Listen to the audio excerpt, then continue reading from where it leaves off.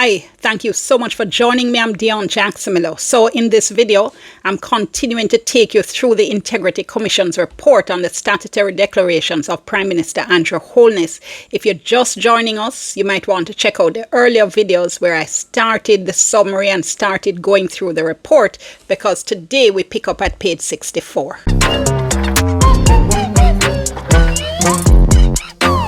So as I said, today I'm picking up at page 64 of this 171-page report.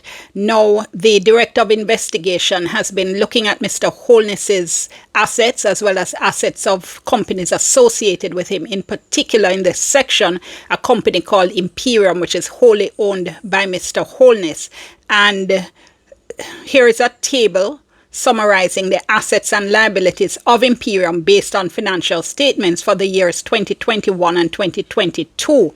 I'll take you to total assets in 2022, $274.3 million, and then to net assets, which in 2021 total $201.7 million, and in 2022 $221.7 million. Here's a section on residential property. The report says that on August 31, 2023, the Director of Investigation asked Mr. Holness to give them a written explanation about certain questions in relation to Mr. Holness's assets, specifically those held as business assets. So Mr. Holness responded on September 29, 2023. And also included a letter dated March 6, 2023, which had been sent to the chairman of the Integrity Commission, which said there was a detailed breakdown, including description of property, plant, and equipment. It goes on to say the asset described under the heading Property, Plant and Equipment is a residential home at 1 Shenstone Drive. This property was transferred from Admat to Imperium, and the transfer reported in my 2021 statutory declarations. The Prime Minister's letter went on to say that he had attached an updated financial statement for Imperium with additional notes and explanations. The report says an examination of the audited financial statements provided by Mr. Holness and Imperium's auditors for 2021 indicates ownership of residential property of undepreciated value of $86.3 million.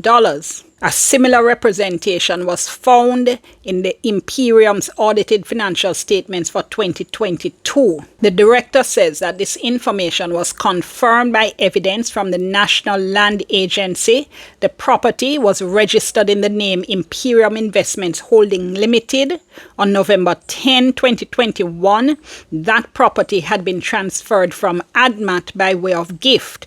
Admat, just as a reminder, is the company that had been set up based in St. Lucia that had been wound up, Mr. Holness said, and its assets transferred to Imperium. The report says that the director tried to get more information on the assets which had been transferred from Admat. This was a response that came from Mr. Holness on September 29, 2023.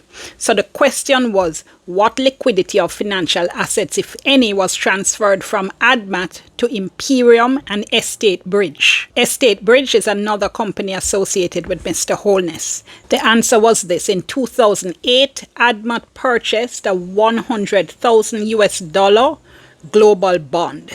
This was held through Stocks and Security Limited and reported, Mr. Holness said, on his statutory declaration since then, meaning since 2008. He says the bond makes coupon payments twice a year, in March and in September. The bond was sold in September 2021 after the final coupon payment for that year was received. The total proceeds from the sale of the bond and the coupon payment was $143,000. Mr. Holness said it should be noted that Admat is a private company in which I had controlling interest. It did not operate a bank account.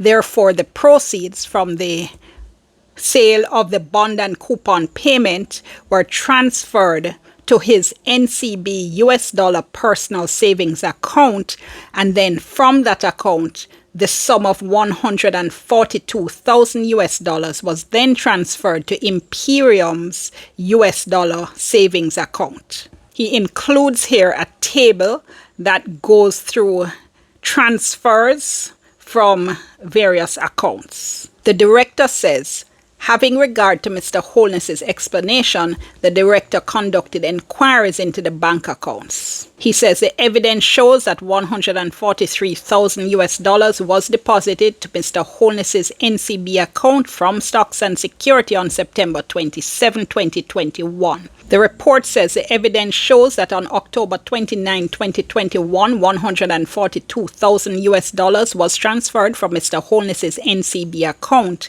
and on the same date, a deposit of the same amount showed up in Imperium's NCB US dollar savings account. The director says Mr. Holness's NCB account was opened on September 17, 2021, and then it had a zero balance up to September 27, 2021, when the deposit of 143,000 US dollars was made by SSL.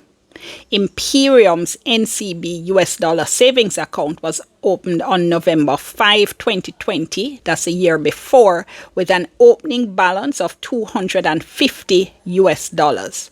Before the deposit of 143,000 US dollars, Imperium's NCB account, that's the NCB US dollar savings account, had a balance of 28 US dollars. And just as a note, in case you're not actively looking at the copies of the report, the pages of the report that I'm putting up on the screen, just for information, I'm rounding off all the numbers just to make it a little bit easier to say and a little bit easier to understand the figures, but the actual figures you can see on the pages that I'm putting on the screen. The director said further inquiries showed that between November 4 and December 14, 2021, the funds in Imperium's NCB US dollar savings account, except for 27 US dollars, were converted to Jamaican dollars and then transferred in tranches to Imperium's NCB Jamaican dollar account.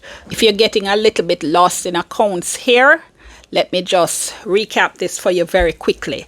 So in 2008, the St. Lucian-based company Admat had bought a global bond. The bond was sold in 2021, and the proceeds of that sale were transferred to Mr. Holness's personal savings account, which is held in US dollars.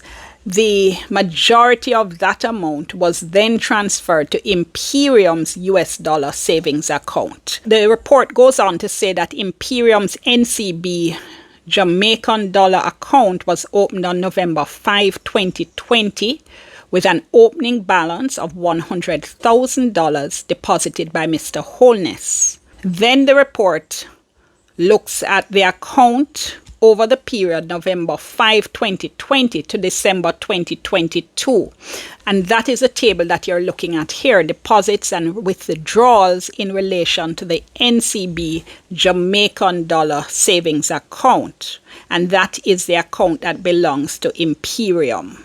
So in 2020, $6.8 million was deposited into the account. About $370,000 was withdrawn. These are Jamaican dollars. At the end of the year, the balance in the account was $6.4 million. In 2021, $120.9 million was deposited into the account. $126.1 million was withdrawn, leaving a year-end balance of $208,000. In 2022, $33.3 million was deposited into the account and $29.9 million withdrawn, leaving a year-end balance of about $3.6 million. The report then goes on to say, as can be seen in the table, the end-of-year balances for the years 2021 and 2022 are significantly lower than the amounts deposited in the account throughout the year.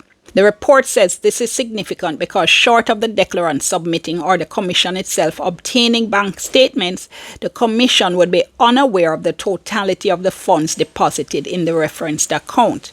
More particularly, the Commission would not know the extent of Imperium, and they have in brackets Mr. Holness's financial assets, without obtaining further information. The report then says when you look at the Integrity Commission Act, which requires declarants, people who are sending in their statutory declaration, that is a declarant. So the act which requires declarants to provide particulars of assets held in bank accounts, the director notes the following. 1. Declarants are only required to provide bank balances for funds held in bank accounts at the close of the statutory declaration period, that is December 31. Every year. And 2, the submission of bank statements by declarants is optional. The foregoing, says the report, poses a significant limitation to the Commission's ability to, on the face of the form, accurately determine declarants' total assets held in bank accounts. So what this particular paragraph is saying is that the law doesn't require a submission of the statement of an account so that you can look and say what happened in the account throughout the year. In other words, all the money that went in, all the money that went out. What the law says is that at the end of the year, you must say how much money is in the account at the end of the year. And the director is saying this limits the extent to which the Commission can accurately determine the total assets that the particular declarant holds in bank accounts. Going on, the director says he observed in the account activities of Imperium transactions among accounts owned by Imperium and 2 other companies with which Mr. Holness is affiliated, namely Estate Bridge and Positive Media Solutions. He then goes into some of the interactions between those companies. So I'm going to leave it there for today. We are now at page 71 of the 171 page report. So we do have a little ways to go, but in my next video, I'll pick up on some of the additional findings in this report and the additional issues raised by the director in relation to the companies that he was speaking about there. Thank you so much for joining me. I'm Dionne. I'll see you next time.